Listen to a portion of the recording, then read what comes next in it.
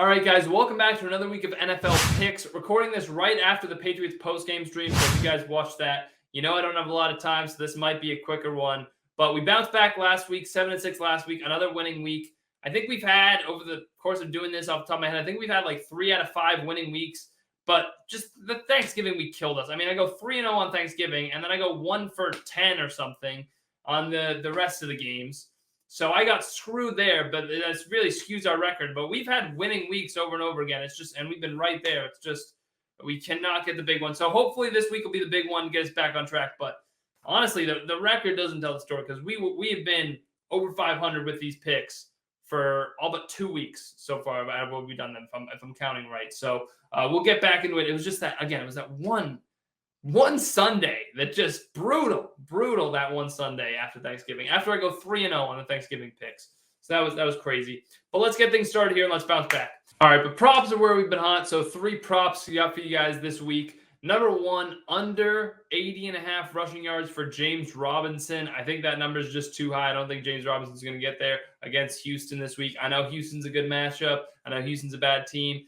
But I got a feeling James Robinson's not going to hit that number. I just don't think the Jaguars' offense is in the best of spirits right now. I don't know. Maybe they're celebrating Urban Meyer's firing, but it's so too wonky of a situation. I think that you got to take advantage of a weird fluctuating situation and take the under on that one. Kyle Pitts over 44.5 receiving yards against San Francisco. Going into our picks, I'll talk a little bit more about why, but I feel like Atlanta is going to have a nice offensive day. So I'm going to go ahead and take Kyle Pitts over 44.5 receiving yards. I think he's going to be a big part of it. And then the last one, I'm torn between 2.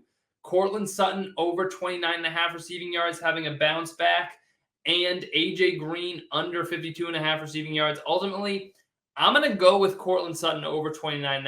I think he's going to have a nice game. I think that it's going to be very competitive between the Broncos and the Bengals in a must-win. And things are going to be on the line, and there's going to be the ball is going to be in the air for the Broncos at times.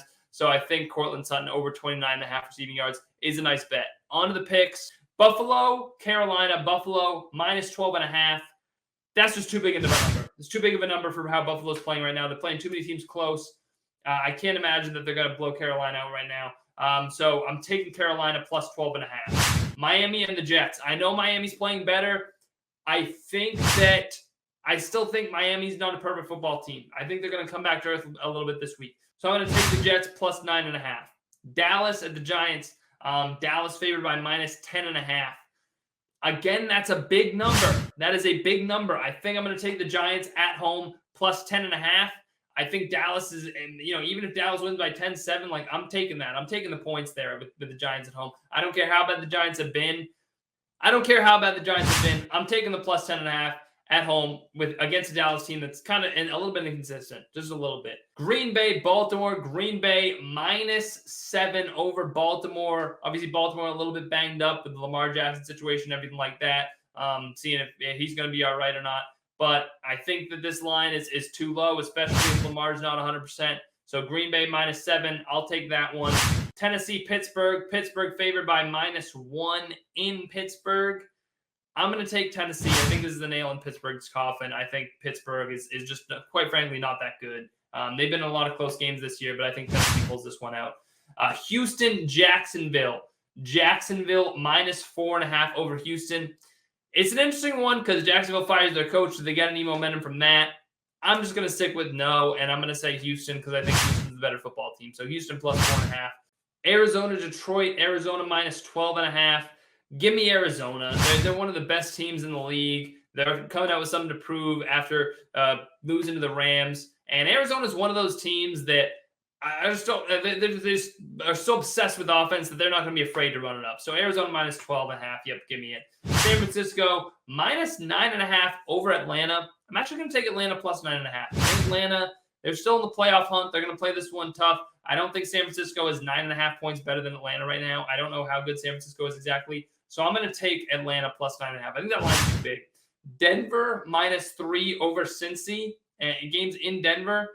I'm going to take Cincinnati plus 3. I think Cincinnati's the better football team. And Denver and Cincinnati, this game is going to pretty much decide a lot in the AFC wildcard picture over these final few weeks. I think Cincinnati's offense is too good. I don't think Denver's defense is going to be able to cover everybody. I just don't think they're going to be able to figure it out. Tampa Bay minus 11.5. 11.5 over New Orleans. That is a massive number.